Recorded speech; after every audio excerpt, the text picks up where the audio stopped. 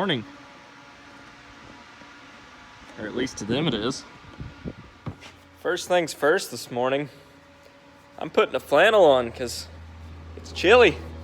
It is 44 degrees this morning, so it cooled off a lot last night. Well, this is something a little bit different. Hauling a bush hog with a pickup.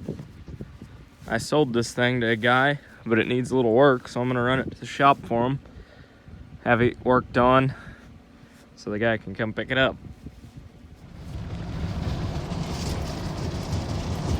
It doesn't ride the best back there, but it's riding nonetheless. And I really didn't have a free tractor right now, and the guy wants it right now, so hooked it to the pickup. It's not ideal, but it's gonna work. Got the bush hog dumped off. Starting to look like harvest around here. Wife's got mums and pumpkins out. Leaves are starting to turn. I like it. I need to check the beans that are in that middle bin, but I forgot the moisture tester in the combine, so I could probably shut that fan off now. Should be all dried out, but we'll see. I'm gonna throw just a little bit more fuel in the old girl. Transfer tank didn't quite get it completely full, so I'm gonna throw another little bit, about 30 gallon or so in. Clean air filter, fresh fuel. Life's good. Doesn't need any motor oil because it doesn't burn any motor oil, which is pretty neat. A little bit low on hydraulic oil, but not enough that I'm gonna worry about it today. I had some hoses on the head leaking, but I replaced the hoses, so there's none in the sight glass, but it's just below it, so there should be plenty today for no more than what I'm probably gonna end up cutting. It's no Thunder Creek, but it still does the same thing. I'm gonna double check right here. Make sure I can still see fluid in there, so it's not that low. We're not gonna worry about it. If it was any lower, I'd go get some and throw in there, but I don't think it should be an issue, so I'm gonna jump down, grab the grease gun, and get to work on this thing. Well, the new head's here, so that's a plus. Okay, so I've got good news and bad news. The good news is I've got a bean head, and this bean head's in really, really good shape. Allegedly, I haven't cut any beans with it yet, but everything runs good. So, and it looks like it's in a lot better shape than the other one was. So, the good news is got a new bean head. The bad news is I had to write a check for $5,500, but that's not bad for a new bean head. Got a pretty good deal on it, honestly, especially for the shape it's in. Technically, I could turn the old bean head into insurance. Technically, it is totaled out, but I don't think that I will, just for the fact of I don't want my deductibles to go up or anything like that. So I'm gonna call them and ask them about it, but I probably won't turn that in. Well, we're rolling again. 106 bushel beans, 109, 106, 108. I'll take that. Take that any day. So far, that's a pretty good head. It's cutting good, feeding good. It's not balling up on the corners, so it's got kind of its own crop dividers on there, which I ordered some from May West, but they still haven't came, so I'm not sure where they're at, but I am liking these crop dividers. I mean, they're kind of a homemade job out of rebar, but they work. But, dumped the first hopper, 3 more, and we'll have a semi-load, and back down to the elevator we'll go. Alright, so we got our second hopper cut, and this should fill the cart. I'm hoping I can get the rest of this in one combine hopper, not have to bring the cart back, so pretty sure I can. Alright, so we got 2 more fields knocked out. Cart's full. combine was almost full. So this field ended up averaging 74. So that's pretty good. I think this is going to probably be the worst field on this farm. And once we hop across the creek, they look quite a bit better. So anxious to get over there and get in those, and they look a lot drier as well. Here's the part that sucks about farming by yourself. The grain cart is way back there, and I get to walk all the way back there to go get it. Oh well.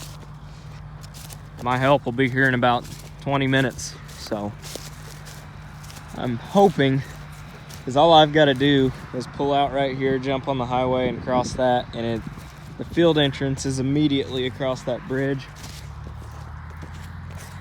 And a part of me really doesn't want to take the head off, so I may have them just go up there with the grain cart and block the road off while I cross the bridge and then pull into the field. So a lot of people frown upon that, but it wouldn't take me but 30 seconds to drive across there versus the 10 minutes it's going to take me to take the head off and then put it right back on. It's kind of a shame there wasn't 200 more bushel in this field, because it'd be enough to get a full load on the semi and then move, but unfortunately I'm going to have to move to the other side, cut 200 bushel and dump it on the truck to really have a full load. And I hate to go an hour down and an hour back without a completely full load. It's kind of a waste of time that way. So I just hopped out and tested the beans, and they're 13.4, so that's pretty good right there. 13.4 is about perfect. Not too dry, not too wet. Screw it. We're making a run for it. Crossing the highway 30 foot wide. There's only one car waiting, so we'll be all right.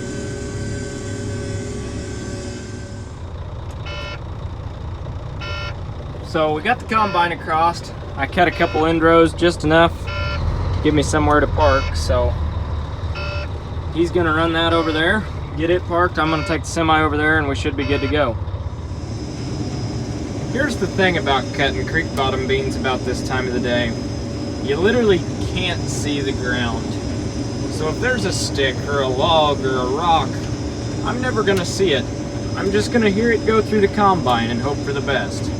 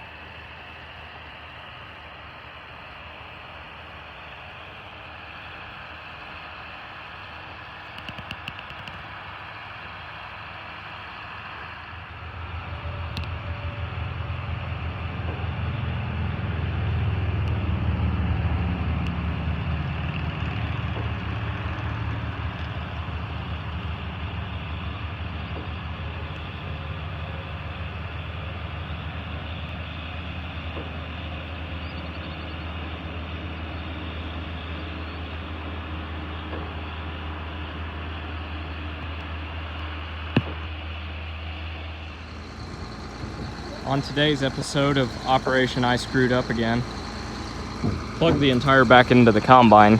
I don't think the rotor's plugged, but the beater's plugged, and we pulled out a whole round hay bale worth of bean stubble off the top of the screens. So we're working on getting her rolled over. Well, good morning and welcome to the inside of the combine. Here's what happened last night. That light at the end of the tunnel over there plugged up with chaff that didn't make it to the spreader. There was a big ball of green. Well, when that happened, the chaff was still being fed from the front of the combine to the back of the combine. Well, technically the spreader was still turning because that ball of chaff didn't get to the spreader. So what happened is I didn't know that it was plugged up. It was dark, so it just kept plugging and plugging and plugging until it got to the beater here. Well, the light went off for the beater, and I saw that it had pulled down, wasn't turning, so I shut it off immediately, thinking that I was doing the right thing. Well, I've been in here for a half hour with a Sawzall, getting this green shit out of the beater, and got it about half cleared out. But the problem is, I think we backed this green shit up into the back of the rotor as well. So, I'm gonna have to throw the rotor in neutral, get up there with the monkey wrench, and try and get that rotor rolled over and cleared out. Not looking like it's gonna be a fun day today. But, highly recommend a Sawzall for unplugging a combine because it cuts this stuff right out of here. This beater is the one that I tore apart and put a new bearing in the other day. It's basically just a triangle with these little fins on it. And if I reach way up in there, I can feel the back end of the rotor. And it doesn't feel like it's plugged up too tight. So hopefully we can get that rolled over and rolled out. I dropped this pan all the way down. It's got here. So that allowed me to get my hands up in here and pull this stuff out. But it was plugged from the left side to the right side. I got most of that out, got all this out. Front and back, I can reach my arm up and stick my fingers in behind here. There's nothing back in there. So got it mostly cleaned out, but not a fun job.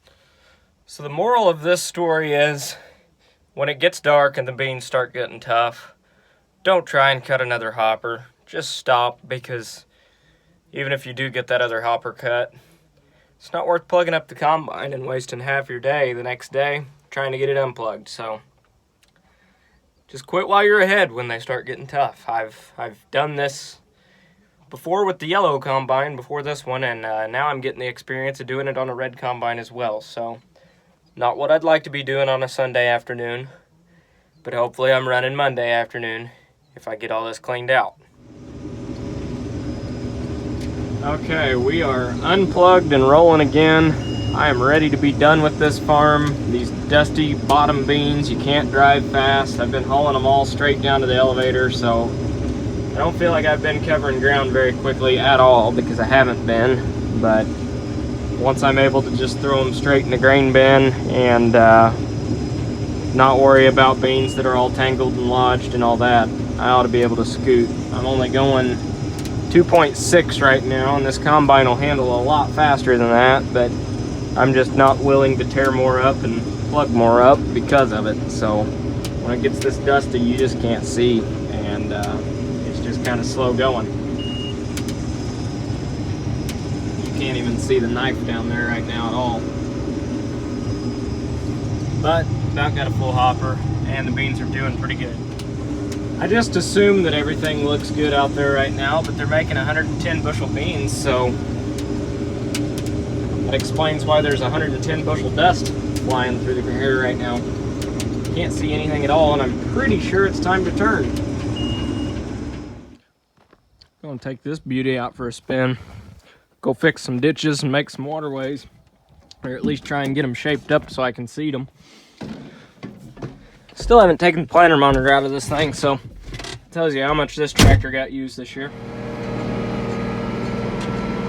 Trying to get these ditches filled in a little bit. Ideally a box blade or like a 12-foot scraper or something like that.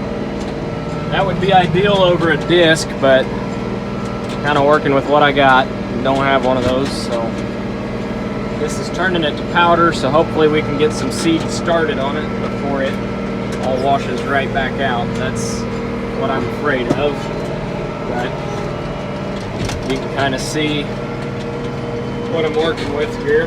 Just a low spot where it keeps washing out, and trying to get it leveled up.